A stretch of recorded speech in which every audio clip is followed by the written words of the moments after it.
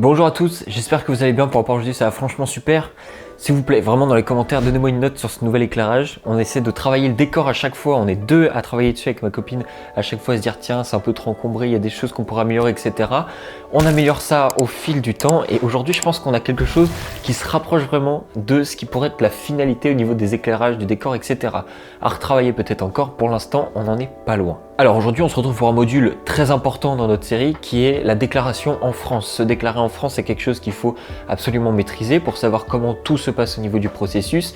Et surtout si vous regardez cette vidéo aujourd'hui, c'est que vous faites partie de ceux qui sont vraiment motivés et qui ont vraiment envie de faire les choses bien, parce que c'est des vidéos qui de une ne sont pas forcément hyper exaltantes à écouter, de deux encore moins pour moi à écrire, et de trois ce sont des vidéos qui sont pas forcément ultra, comment dire, c'est dur de rester accroché à tout ce qui va être dit, donc il va falloir se motiver. Et si vous êtes là aujourd'hui, c'est que j'imagine que vous l'êtes vraiment. Comme d'habitude, vous pouvez retrouver tous les réseaux sociaux en bas, là où on va diffuser le reste, en tout cas tout ce qui va avec ce que je vous parle aujourd'hui.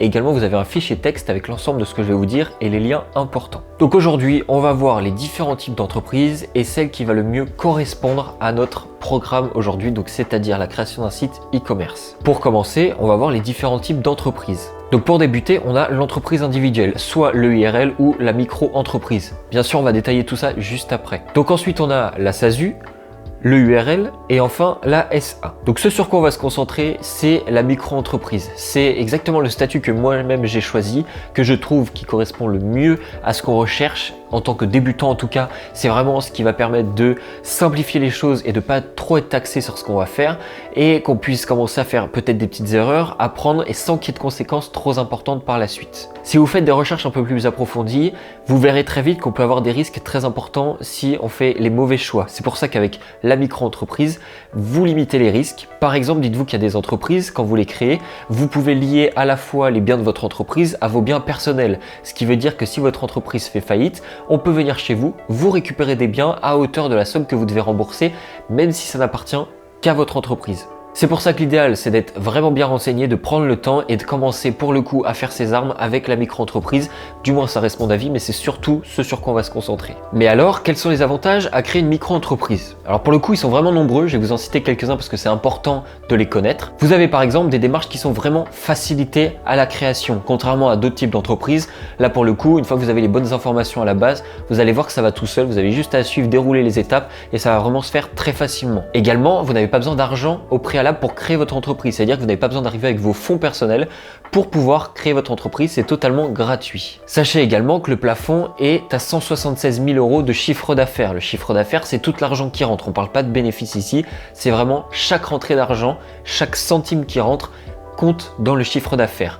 Et ça, 176 000 €, c'est le plafond pour ceux qui font du commerce. Ce n'est pas le même pour ceux qui font de la vente de services. Également, la fiscalité est vraiment très simplifiée et le bonus, qui n'est pas des moindres, c'est que vous pouvez profiter de l'ACRE. Donc comme vous pouvez le constater, c'est vraiment l'idéal pour commencer parce que tout est simplifié, pas de frais, tout est vraiment englobé pour que vous puissiez commencer à chiffrer sans trop de contraintes derrière. Alors important, si vous avez des questions, des précisions ou autres, je ne suis pas forcément le mieux placé pour y répondre, pourquoi pas en parler, n'hésitez pas à me les poser tout de même, mais si jamais, pensez à contacter un expert comptable. Vous pouvez avoir normalement une première consultation gratuite pour avoir des premières informations quand vous créez votre entreprise et lui seul pourra vraiment vous répondre avec 100% de précision sur vos questions. Donc n'hésitez pas. Mais alors j'imagine que vous avez une question, c'est comment est-ce qu'on obtient l'ACRE et déjà qu'est-ce que c'est? L'ACRE, c'est la possibilité de payer 14 ou 15% d'impôts au lieu d'en payer 20 à 25 en fonction de où vous en êtes situé dans vos ventes. Ce qui veut dire que vous gagnez un pourcentage non négligeable sur la première année de votre activité sur l'ensemble de vos revenus. Ce qui fait que ce qui part à l'État est beaucoup moins important que ce que ça devrait l'être en temps normal et vous pouvez en mettre plus dans votre poche derrière pour lancer votre projet plus facilement, pour en tout cas débuter avec plus de facilité.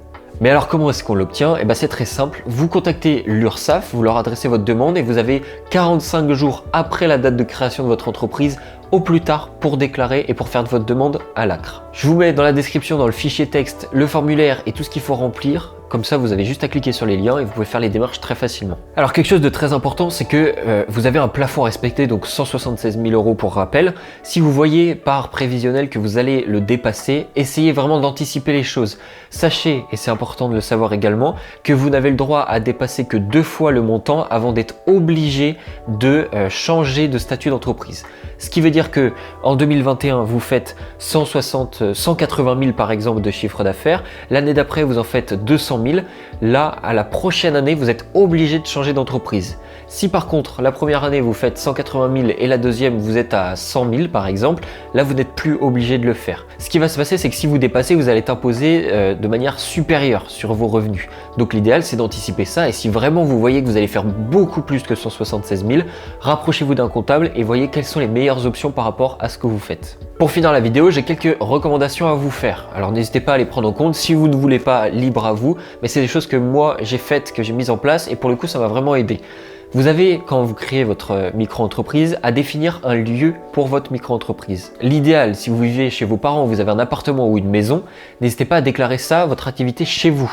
Et l'idéal, encore mieux, c'est de le faire si vous avez une chambre ou un bureau, de définir le nombre de mètres carrés propre à votre local, au bureau, l'espace de travail que vous définirez. Rien ne vous empêche derrière de travailler dans votre salon de 200 mètres carrés, mais si vous avez une chambre de, par exemple, 9 mètres carrés, vous déclarez dans cette chambre-là, ce qui fera que vous êtes beaucoup moins imposé là-dessus. Également, soyez très vigilant. Une fois que vous aurez validé votre inscription et fait votre demande, vous allez recevoir normalement du courrier et il faut faire attention parce que beaucoup chercheront à vous arnaquer. Vous avez souvent des messages qui peuvent paraître très similaires à des papiers officiels et pour le coup, il n'en est rien. Par exemple, le type d'arnaque que vous pouvez subir, c'est vous avez le même nom que moi, vous avez déposé à l'INPI un nom similaire, je porte plainte si vous ne me réglez pas tant d'euros et mon avocat se chargera de lancer la plainte si ce n'est pas réglé.